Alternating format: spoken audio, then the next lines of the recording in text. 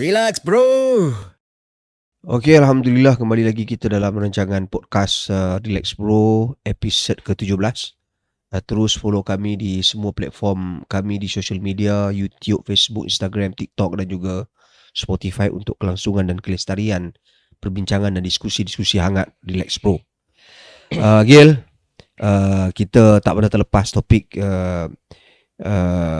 Israel ni. Kita tak pernah terlepas membicarakan soal apa yang berlaku di Gaza. Dan kali ini satu berita yang amat menarik untuk kita semua umat Islam.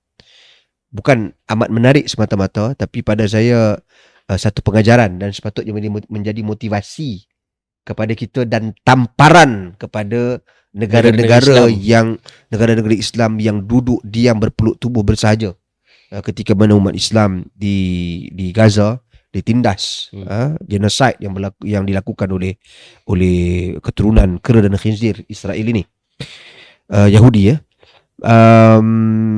Kes dia apa yang saya nak sebut tadi ni pasal apa yang difilekan oleh South Africa ke ICJ, yang mana memfilekan saman ke atas Israel, penglibatan mereka dalam genocide. Cumanya apa yang menjadi satu perkara yang agak yalah kebimbangan kita. ICJ is under siapa? UN. ICJ is under UN. United Nation pun seperti mana kita ketahui dalam kes di Gaza, Walaupun ada majoriti untuk ceasefire pun tak mampu. Walaupun ada majoriti untuk ceasefire pun UN pun tak mampu nak buat apa-apa. So tak apalah, kita mengharapkan agar kes ini diadili dengan sebaiknya. Kita bertawakal dan kita minta supaya mereka-mereka yang terlibat dalam membawa kes ini diberikan petunjuk dan hidayah untuk memastikan kemenangan di sebelah pihak kita dan menghentikan kekejaman Israel terhadap saudara-saudara kita di Gaza. Apa yang kita nak bincang menarik pada kali ini rupanya kes penglibatan Israel dalam genocide ni, ada di beberapa tempat. Walaupun tidak secara direct, tetapi ada juga laporan-laporan indirect. Contohnya Agil, di Myanmar rupanya direkodkan dalam akhbar Israel sendiri, Harris, yang menyebut secara jelas bahawasanya Israel membantu Myanmar dari sudut kelengkapan persenjataan ketenteraan sejak tahun 50-an. 50-an maknanya lama dah. Maksudnya pembunuhan genocide orang-orang Rohingya ni, sama ada secara direct ada atau indirect, ada tangan-tangan mereka. Dia macam mana pun Israel ni tetap jahat lah. Dia cuma kita nak kutuk Israel ni, kita kena ingat lah, Israel itu nama sebenar Nabi Yaqub AS. Tapi kita merujuk kepada negara Israel tu yang Zionis ni, yang sedang kita bincangkan sekarang. So apa Agil punya ni Agil? Saya mungkin nak berkongsi dengan pendengar dan penonton beberapa fakta lah yang disentuh oleh Dok tadi. Israel Zionis ni ada membantu tentera atau junta di Myanmar sejak tahun 1950-an sehingga tahun 1980-an. Yang mana ada kenyataan daripada Ketua Pengarah Kementerian Luar Israel bahawa Myanmar ni merupakan sahabat karib Israel di Asia. So macam itulah rapatnya hubungan Israel dan Myanmar. Dan ikut data UNHCR, seramai 185,000 pelarian yang berdaftar dengan UNHCR Malaysia, 162,000 lebih kurang dari Myanmar dan seramai 107,000 orang daripada etnik Rohingya. Dan etnik Rohingya ni majoritinya orang Islam. Majoritinya orang Islam.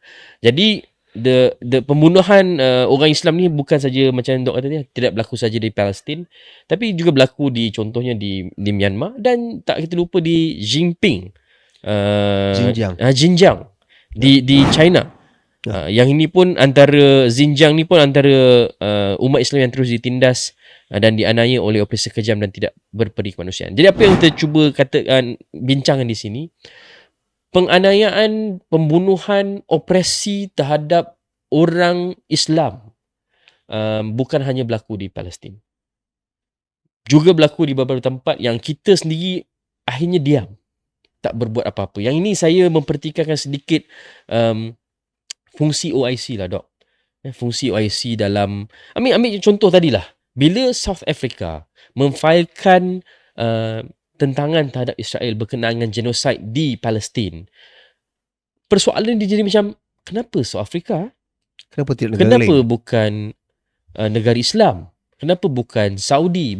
Kenapa bukan Walaupun Saudi jiran ni? Walaupun Saudi terkini Walaupun Saudi sekarang OIC backing sepenuhnya demand South Africa. Yang ini antara satu perkara yang saya rasa macam agak kelakar lah. Dan juga kalau dah OIC secara sebulat suara menyokong Afrika di dalam membawa kes ini ke hadapan ICJ, macam Dok kata tadi, ICJ ni di bawah UN. Walaupun UN ada majoriti untuk buat ceasefire, tapi akhirnya UN ni dia tak cukup gigi untuk menggigit.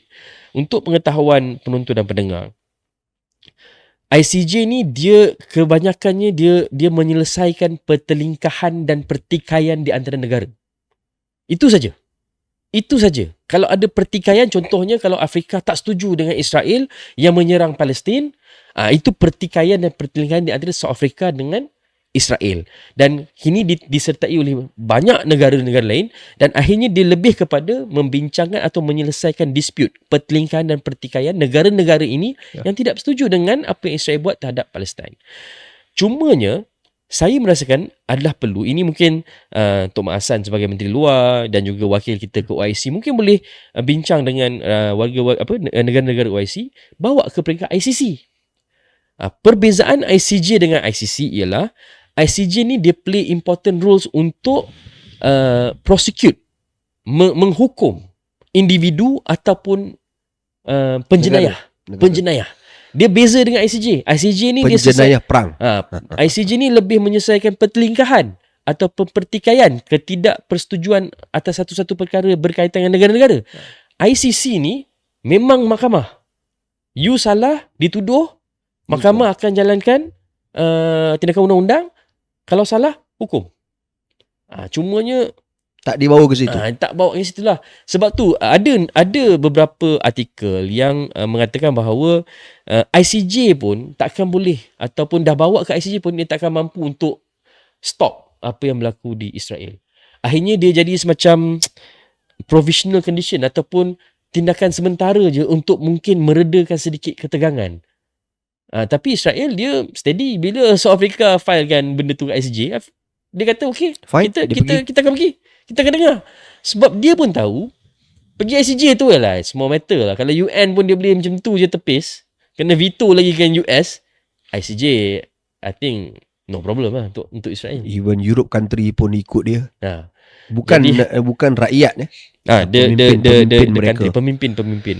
Jadi kita harapkan ini adalah satu langkah positif untuk memberhentikan pembunuhan besar-besaran orang-orang Islam di Palestin, dan kita juga mengharapkan OIC mengambil pendekatan yang lebih drastik, seperti membawa kes ini ke muka ICC, supaya Israel ni bukan saja kita bincang macam nak selesaikan ketidakpersetujuan kita, tapi lebih kepada menghukum Israel dan pemimpin-pemimpin Israel yang terlibat secara langsung membunuh umat-umat Islam di Palestin untuk dihadapkan ke muka pengadilan dan dihukum terus.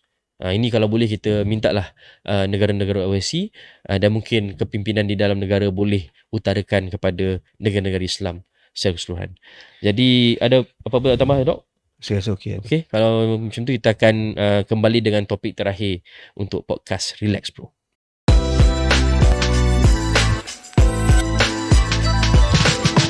Relax bro.